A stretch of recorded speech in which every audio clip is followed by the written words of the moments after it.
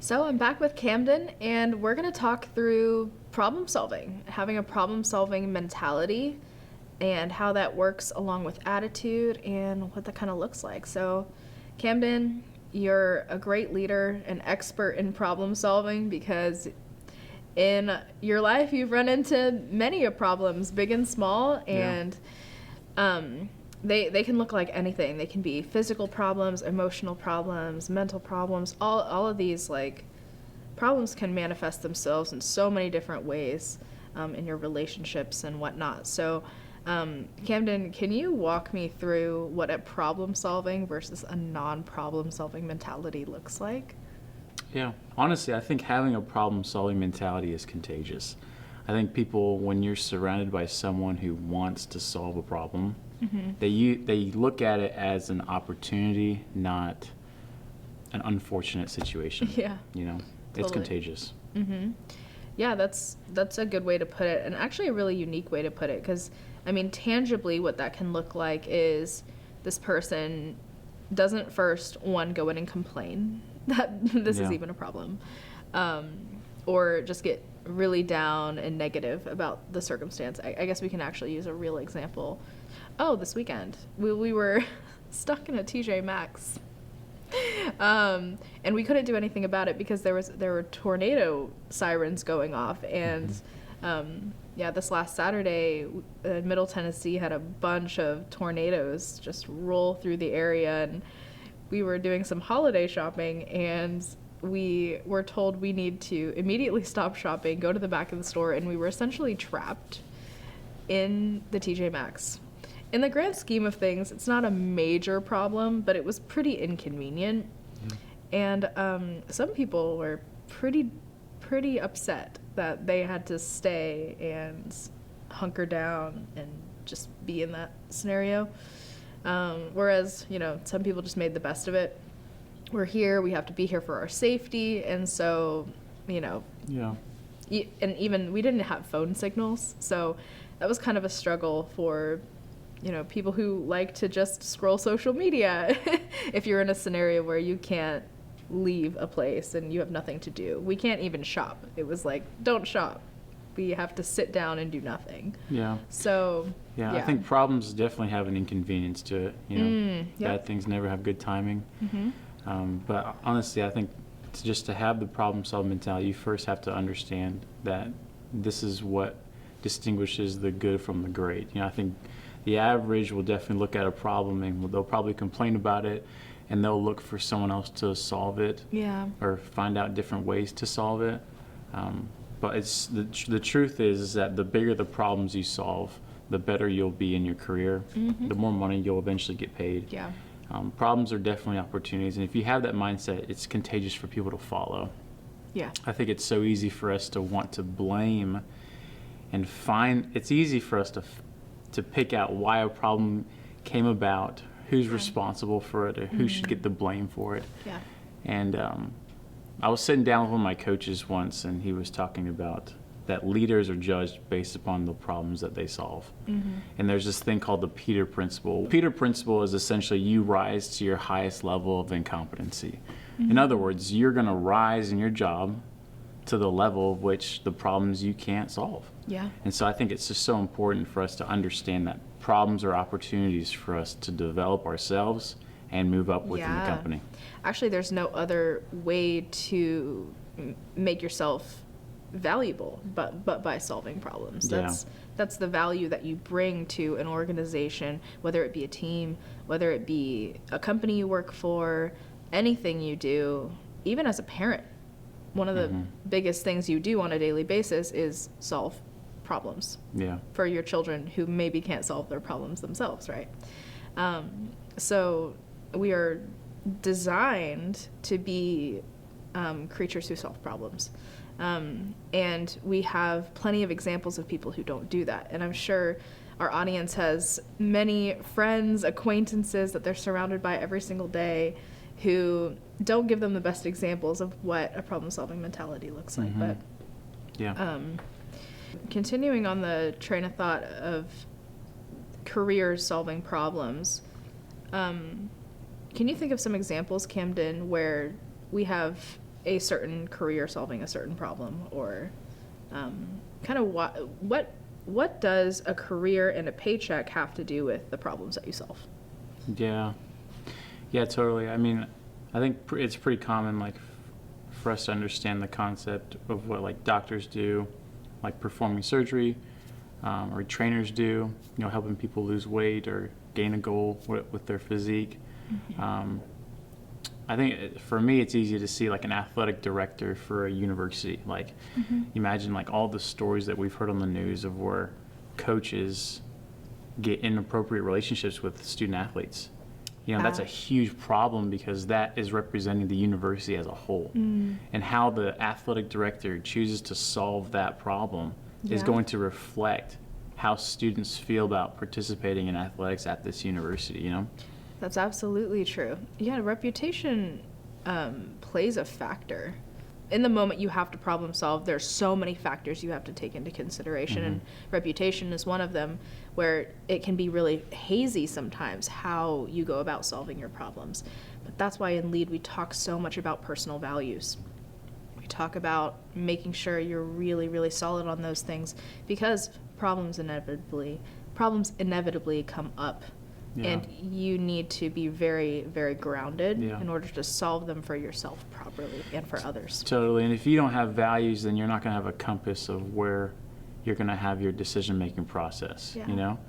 It's really, Yeah. it can be totally, it's going to be sticky sometimes, especially when it involves a lot of people, Definitely. And in another phase of LEAD, we talk more about building organizational trust and being a leader for many people. And if you're in a position where you're a CEO, if you're a lawyer running a law firm, all of these different, high up positions where, those guys make big paychecks, but they also have major problems that they do solve, and the pressure's on them.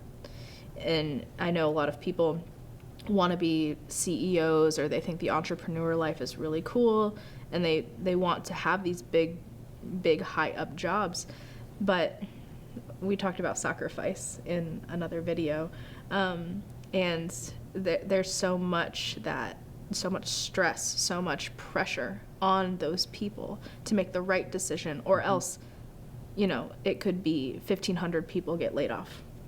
You have the choice between being profitable or people being fired. You have the choice before you of changing lives. And so that's why those jobs get paid so well, right? So it all kind of connects back to personal values, how you make decisions, but all in all, it's important to realize that everybody solves problems, big and small, and that's why we have a functional society.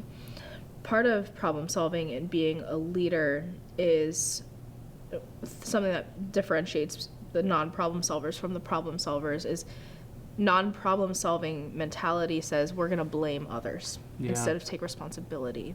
Can you expand more on that and give us maybe an example? Yeah. Well, I think first off, giving credit to where credit is due is really important whenever you're in a leadership role, and taking ownership or taking the blame when maybe it wasn't your fault. It's so easy for us to point at this is a problem and this is a problem and this happened, because it's so easy for anyone to find a problem and to come up with ideas on how the problem came about. It's really hard to solve it. And so for what great leaders do is that they will actually give credit to people when it's due, and they won't boast within themselves. I solved this problem, and I'm the reason why we are where we are.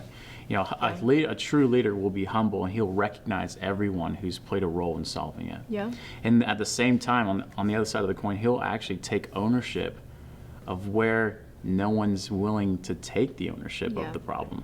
Absolutely. And so that's a really great place to be, because as a leader, if you're willing to give more credit to them what is due, and you're willing to take ownership, take responsibility, take the blame because no one else will. Just in society alone, we just like to point fingers, and we like to stay away from being at fault. So I forgot, I was talking to my coach, and we were talking about the difference between blame and responsibility. And it's so easy for us to find blame or point the finger, you know. But the difference between blame and responsibility is your responsibility is your ability to respond. That's all that it is. And so if we look at, okay, we might be blaming someone of this situation, but the reality is we have the ability to respond. And so when you look at your own problems that are just within yourself, like maybe I don't get out of bed at time, or I have this low grade in class, you know, you could blame the teacher, and you might actually be right in doing so. Yeah. You know, might be situations that are like that, but the reality is you have the full ability to respond in a way that can improve that grade. So I think a great question to ask people when they go through problems is not who are we blaming, but who's going to take responsibility. Yeah, for the problem.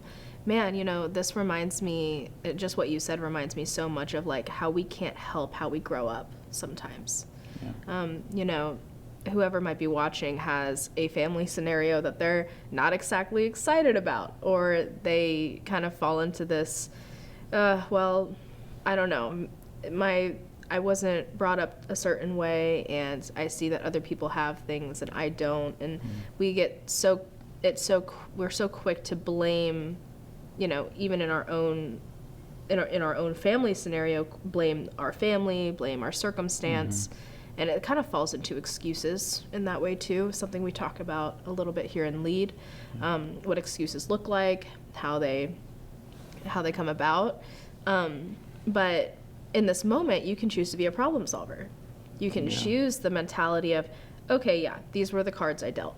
Yeah. Maybe I have parents who are divorced, and, you know, my life is sad because of it, or there's, you know, something familial or something in your friend group going on, there's drama, people aren't getting along, or someone betrayed you in some way, broke your trust.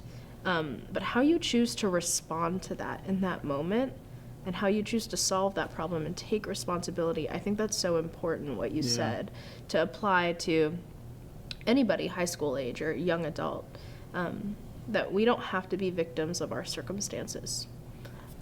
Even in ways where, you know, in relationships, in, you know, physically, you can have a problem where you get injured and then you can't play the season that you wanted, right? So there's so many different ways we can apply this. But I think in relationships, just to go off of what you were talking about earlier, was it's so easy for us to want the other person to do what we think is right. Like, we want them to either apologize, or we want them to, like, I didn't do anything to ruin this, so why should I be the one that has to take responsibility or respond in this in order to make this thing better? Yeah. And the reality is if we always sit back and we wait for people to do what we think is right, then we're probably never going to get the outcome that we think is right. You know, it's never going to happen. Yeah. And so I think this whole podcast right here, this whole conversation needs to be centered around, like, do the things that you can control. Like, take responsibility of doing what you think is best for you and make the best of it, and have a good mentality. Like, be a positive. I remember there was a time where one of my mom's best friends is going through a divorce. This was like a year ago. Wow. And the dad, like, took the kids, emptied the whole house, and she comes home from a weekend trip with her sister, and the house is gone. Or empty. Yeah. And so, long story short, she ends up getting into an apartment. And my mom calls all of her girlfriends that live in Nashville, and she kind of explained the situation, and they all wanted to donate a chair or a bed or a dresser. So for a weekend, my mom and I jumped in a U-Haul, and we had to drive all around Nashville. And it was just a natural way of thinking for her to give. And this is also a natural way of thinking to her, is just to complain, because one house is over here, and then one house is over here, and then we had to go back over here when we should have stopped right here. You know, it's just like, it was just really chaotic in terms of, like, the planning behind of going from house to house. But because of the Southwestern Advantage internship, I learned to program my subconscious to just always be thankful. And so in the middle of the driving between house to house, I was always complimenting or saying good things, because I knew if I didn't purposely, intentionally say something good here, my mom and I both, we're going to revert to the negative thing of how much gas we're spending, how much time we could have been doing this, you know? Yeah. And so I just think it's so important that you choosing not to say something, you choosing not to have self-talk, you're going to revert your natural tendency, and all of our natural tendency is to complain, to blame, to find who's at fault. Wow, that's really, really powerful. And Camden, I wanted to ask, because you said that, if you find yourself in a scenario where something happens, it's out of your control, what is can you walk us through maybe like I said, an example in your life of the first thing, your first thought, then your second thought? Yeah. What does that kind of look like? And now that you have attitude for gratitude and you've really trained your brain, tell us a little bit about that. Yeah, well, honestly, last night I was driving and a woman in front of me got 2 flat tires on her right side. Oh. And so I saw the whole thing happen. So she pulled over and I pulled right behind her. And my first reaction was, I love times like this. This is what it's all about. How can I, there's a couple quotes. I mean, you could go with how you respond to the little things is gonna be how you respond to everything. Yeah. But I think a better one is that just having the perspective of problems are my opportunity to shine. That's what I'm waiting for. I'm waiting for the opportunity to bless someone. I'm waiting to go out. Helping people, going out of your way to love someone is always going to be inconvenient. Yeah. It's never going to have good timing. But I think that's just a moment for me personally. I love to do that. I love to go out of my way. I love to look, where is the opportunity where I can totally put my schedule off and just go and serve, Yeah. I love what you said there, and I think it's something really important for our audience to take away, because having that attitude of gratitude, looking for a way to bless somebody, even if it's inconvenient to you. I love what you said about just to love somebody and show your love is never going to come at perfect timing, and you should expect to be inconvenienced in order to do that. Yeah. I think a lot of us here in our culture really lose perspective on what's a problem to complain about, really. And I do risk going the children in Africa don't have food to eat, but we don't even have to go that far. It's just understand that living in a first world country like we do, we complain about getting the wrong milk in our lattes. And most people in other countries, there are billions of people in the world that can't get a latte. They don't even have proper clean water, So and that's why traveling is so important. This is a plug for traveling as well and seeing other cultures, but just having an attitude for gratitude, having the perspective that we have it so good, truly, and we're free to bless people in the way you do, and have the mentality of, I get to help somebody today. Because I'm such a great problem solver, I get to help other people solve their problems. Yeah. And that's just such a beautiful thing, and an amazing part of the human experience. So thank you so much for joining me, Camden, and having this conversation about problem solving.